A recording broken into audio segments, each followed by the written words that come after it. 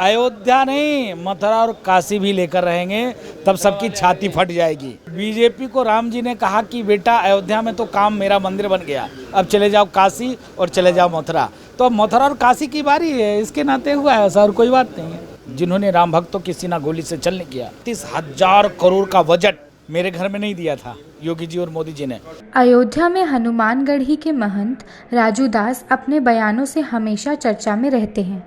प्राचीन सिद्ध पीठ हनुमानगढ़ी की गद्दी पर विराजमान राजू दास सनातन पर उंगली उठाने वाले को करारा जवाब देते हैं। यूँ तो महंत राजू दास मल्लयुद्ध भी जानते हैं, पर इन दिनों सनातन और हिंदू संस्कृति पर ज़्यादा जोर आजमाते हैं। हिंदुओं को एकजुट करना, राम पर उंगली उठाने वाले को करारा जवाब देना राजू दास की पहचान बन चुकी है। वह राजनीति से भी दूर नहीं है और खुलकर बीजेपी का साथ देते हैं। अयोध्या में बीजेपी की चुनावी हार से वे भी बौखलाए हुए हैं। राजू दास का कहना है कि कुछ विरोधी नेताओं ने समाज को तोड़ने का षड्यंत्र किया और सफल हो गए। देखिए इन प्रश्नों का क्या जवाब दिया महंत राजू दास ने। पूरे देश में राम भक्त हैं, वो थोड़े निराश हुए हैं। उनको अयोध्या के प्रति समर्पण की भावना पहले से थी, लेकिन निराशा कैसे दूर होगी?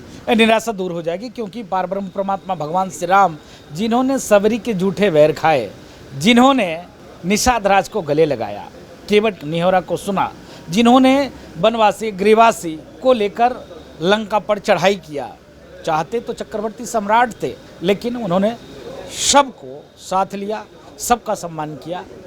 मुझको लगता है कि पूरा देश के वातावरण ठीक होगा और अगले बार 400 पार के साथ पुनः अयोध्या नहीं, मथुरा और काशी भी लेकर रहेंगे, तब सबकी छाती फट जाएगी। क्योंकि सुन लीजिए हुआ क्या कि बीजेपी को राम जी ने कहा कि बेटा अयोध्या में तो काम मेरा मंदिर बन गया, अब चले जाओ काशी और चले जाओ मथुरा। तो अब मथुरा और काशी की बारी है, इसके नाते हुआ है, ऐसा और कोई बात नहीं है।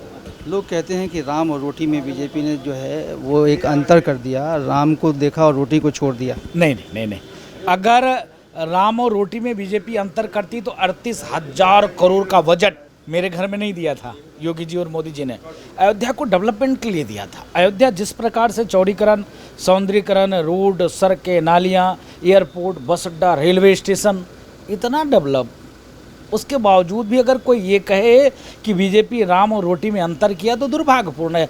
जो मोदी जी, जो बीजेपी सरकार हर घर अनाज देकर उन दबे कुचले शोषित वंचितों की इतनी चिंता करना, अगर उसका परिवार कमाने भी ना जाए तो खा सके, अन्न के बिना न मरे, फिर ये कोई कह दिया और राम और रोटी में बीजेपी ने अंतर किया तो दुर्भाग्यपूर्ण उनकी मानसिकता, उनकी सोच में वो शुद्ध वामपंथी विचारधारा का व्यक्ति होगा जो ऐसे शब्द का प्रयोग करेगा।